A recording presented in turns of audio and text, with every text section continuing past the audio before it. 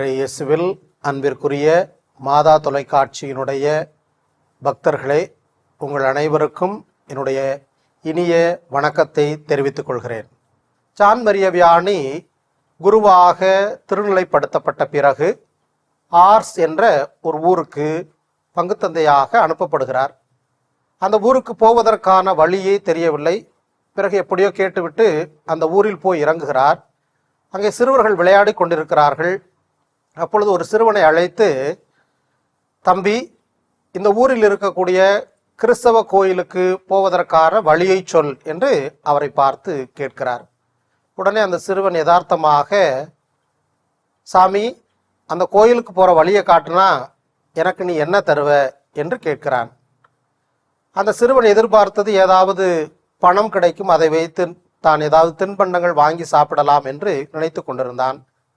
ஆனால் அவரோ சொன்னார், நீ மட்டும் எனக்கு அந்த கோவிலுக்குரிய வழியை காட்டு, நான் உனக்கு மோட்சத்திற்கு போவதற்கான வழியை காட்டுகிறேன் என்று சொன்னாராம். அந்த நிகழ்வானது என்னை ஆழமாக பாதித்தது. சிறுவர்களை ஒரு பங்குத்தந்தை என்பவர் விண்ணகம் நோக்கி அழைத்து செல்வதற்கான ஒரு வழிகாட்டியாக இருக்க வேண்டும். எனவே அந்த பங்கில் இருக்கக்கூடிய அனைவரையும் அன்பு செய்யக்கூடியவராக, குறிப்பாக சிறுவர் சிறுமியரை ஏற்று அன்பு செய்யக்கூடியவராக இருக்க வேண்டும் என்ற பாடத்தை நான் படிக்கின்ற காலத்திலேயே கற்றுக்கொண்டேன். அதே போல இவர் போன அந்த பங்கானது, பங்கு தந்தையர்கள் பெரும்பாலும் போக விரும்பாதவர்கள்.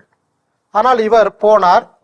அவர் போகிற பொழுது அந்த பங்கு எப்படி இருந்தது, எவ்வளவு மோசமான நிலையில் அந்த மக்கள் இருந்தார்கள், அதை பற்றி அவர் ஒருபோதும் கவலைப்பட்டதில்லை. மாறாக, இந்த மக்களுக்காக நான் அனுப்பப்பட்டிருக்கிறேன், நான் போவேன், பணி செய்வேன்.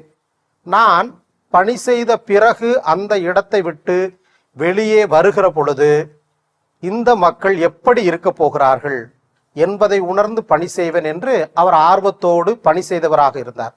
இந்த அவருடைய வாழ்க்கை அனுபவமானது என்னுடைய வாழ்வில் நான் மிகவும் ஒரு கடைபிடிக்கக்கூடிய ஒரு பண்பாக இருப்பதை பார்க்கிறேன். எனவே அந்த ஜான் மரிய வியானி என்னுடைய வாழ்வில் இன்றைக்கும் என்னுடைய குருத்துவ பணியில், குறிப்பாக பங்குத்தந்தையாக பணியாற்றி கொண்டிருக்கக்கூடிய இந்த சூழ்நிலையில் இன்றைக்கும் எனக்கு ஒரு சவாலாகவும் முன்மாதிரியாகவும் இருக்கின்றார். அவர் செய்ததில் 10ல் 1 மடங்கு நான் செய்தால் கூட போதும் என்று ஒரு மனநிலையில் இருப்பேன்.